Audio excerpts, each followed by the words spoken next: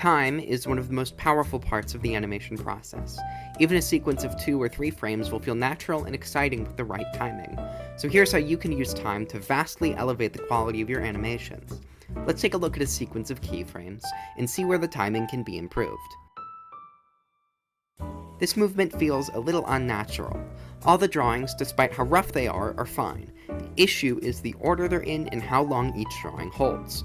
No matter how many more individual frames you add in between, these are the most important drawings and their placement is not going to change. One issue is that the first 3 frames of the animation play really fast. None of them leave any room for drawing in-betweens later on. So while this doesn't look awful now, it will later on when the animation is finished. So give these drawings some space. This second frame is the anticipation frame. It primes the whole movement, so in some faster movements you can put this really close to your first frame. However, this movement is quite smooth, so I'm actually going to give the anticipation more space than the third frame, which is sort of just transitioning to our next drawing. Frame 4 is fine, but frame 6 comes way too soon. It's the last keyframe in the sequence, and it's only 3 frames after our previous one, so right now it looks fine, but again with in-betweens it's going to move unnaturally fast. If you want to save time and animate better, you have to think ahead and look for that sort of thing early on.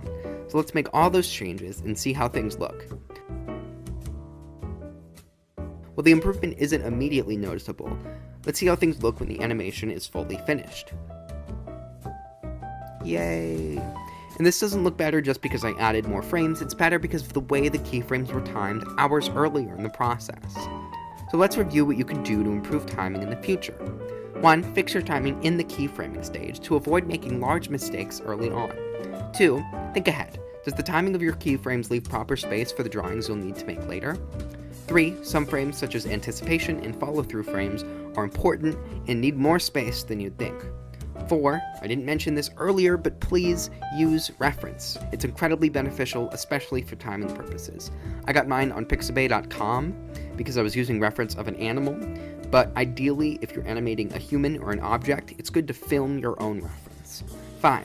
Do the math. If your animation is at 12 frames per second, and you want a certain frame to happen half a second into your animation, put it on the 6th frame.